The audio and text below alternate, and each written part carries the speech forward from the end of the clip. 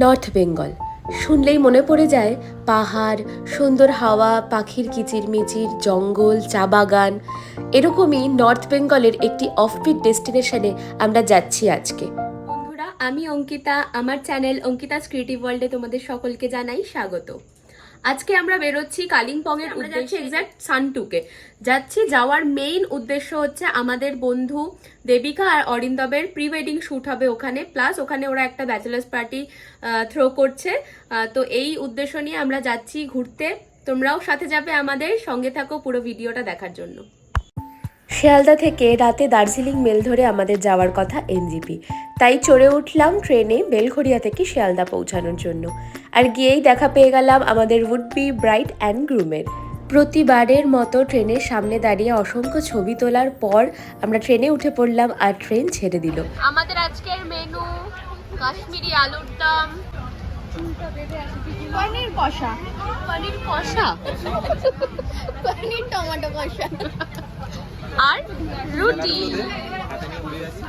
এই ট্রিপটায় আমরা মোট 6 জন যাচ্ছিলাম। আমরা 2 জন ব্রাইড অ্যান্ড গ্রুম আর আমাদের আরও 2 বন্ধু রিম্পা আর বিপি। এনজিপি মানেই 10 থেকে 12 ঘন্টার যাত্রা, তাই রাত পেরিয়ে পরের দিন সকালে এনজিপি পৌঁছে গেলাম। আর এই শুরু হলো আমাদের পাহাড়ের পথে যাত্রা। পাহাড়ে যাত্রা শুরু করলেই মনটা কেমন যেন শান্ত হয়ে যায়। ছোট থেকে যদিও আমার সমুদ্রই ভীষণ বেশি প্রিয় ছিল, কিন্তু বড় হতে হতে যেন পাহাড়ের মর্মটা আরও বেশি বুঝতে পারছি, এই শান্তিটা বেশি করে উপভোগ করছি।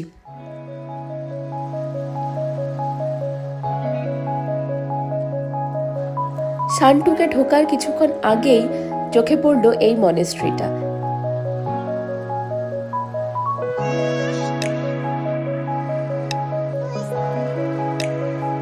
আর কথা বলতে বলতেই চলে এলাম 3 ঘন্টার মধ্যে সানটুক। এই হলো আমাদের হোমস্টে রিভার স্টোন।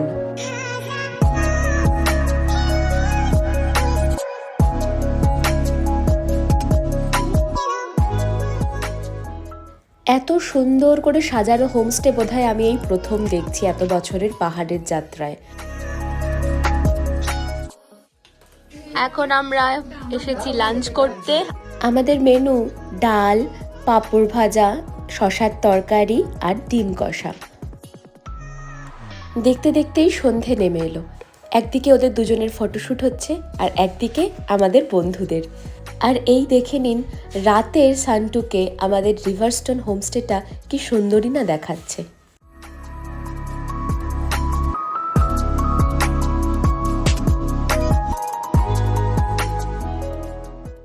এগুলো হলো টেন্ট হাউস। এই ঘরগুলোতেই আমরা ছিলাম। টেন্টের মতো দেখতে, কিন্তু রুম ভীষণ ভীষণ সুন্দর। সকালের ভিউটা দেখলে বুঝতে পারবেন এটা কতটা সুন্দর ছিল। তার জন্য অপেক্ষা করতে হবে নেক্সট ব্লগ অবধি। আজকের ব্লগটা এখানেই শেষ করছি। যদি ভালো লেগে থাকে তাহলে অবশ্যই লাইক করবেন আর প্লিজ সাবস্ক্রাইব করবেন আমার চ্যানেলটাকে। যদি একটু বেশি ভালো লাগে একটু শেয়ারও করে দিতে পারেন। দেখা হবে পরের ব্লগে।